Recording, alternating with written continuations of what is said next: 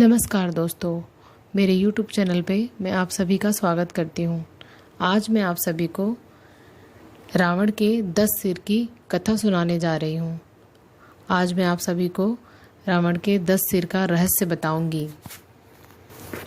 रावण के 10 सिर 10 पापों की 10 कमजोरियों का प्रतीक है, जिनसे हर एक व्यक्ति छुटकारा पाना चाहता था।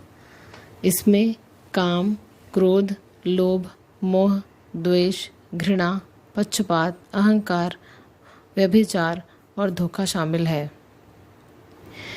जब कभी रावण का जिक्र आता है, हमारे दिमाग में 10 सिर जरूर आ जाते हैं, लेकिन ऐसे बहुत कम लोग हैं जो रावण के 10 सिर के पीछे की हकीकत जानते होंगे। चलिए आज रावण के 10 सिर के पीछे की कहानी जानते हैं। रावण के 10 सिर को लेकर 2 तरह की धारणाएं बनी हैं। कुछ लोगों का मानना है कि रावण के 10 सिर नहीं थे, ऐसा बस भ्रम पैदा होता था। तो वही कुछ लोगों का मानना है कि रावण 6 दर्शन और 4 वेदों का ज्ञाता था, इसलिए उसके 10 सिर थे। इस वजह से रावण को 10 कंठी भी कहा जाता था। मान्यता है कि रावण के 10 सिर बुराई के प्रतीक थे, जिसका जिक्र अभिषेक कुमार की series breath into the shadow में भी किया गया है। इन 10 सिर का अलग अलग मायने भी है। इसमें काम, क्रोध, लोभ, मोह, द्वेष, घृणा, पक्षपात, अहंकार, व्यभिचार और धोखा शामिल है।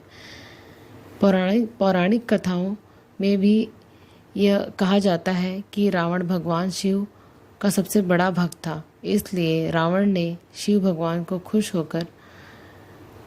करने के लिए बहुत कठोर तप किए थे। एक बार भगवान शिव को खुश करने के लिए रावण ने अपना सिर बलिदान किया था, तो शिव जी ने खुश होकर उसे 10 सिरों का आशीर्वाद दिया था। वहीं तुलसीदास जी ने लिखा है कि रावण भगवान शिव का परम भक्त था।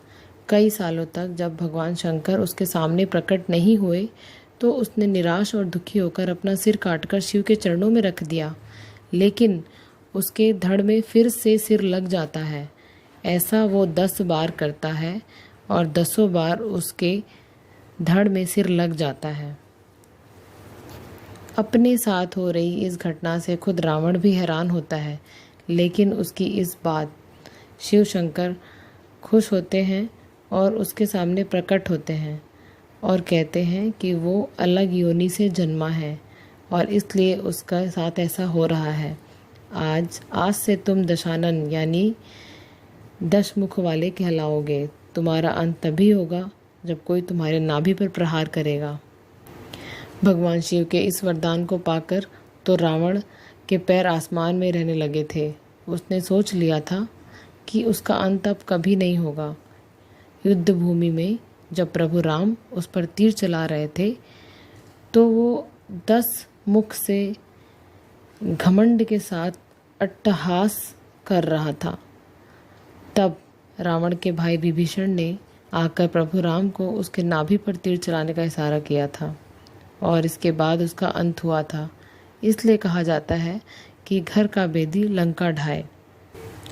तो दोस्तों, ये थी रावण के 10 सिरों की कहानी। आपको यह कहानी कैसी लगी, कमेंट बॉक्स में कमेंट करके ज़रूर बताएं। धन्यवाद।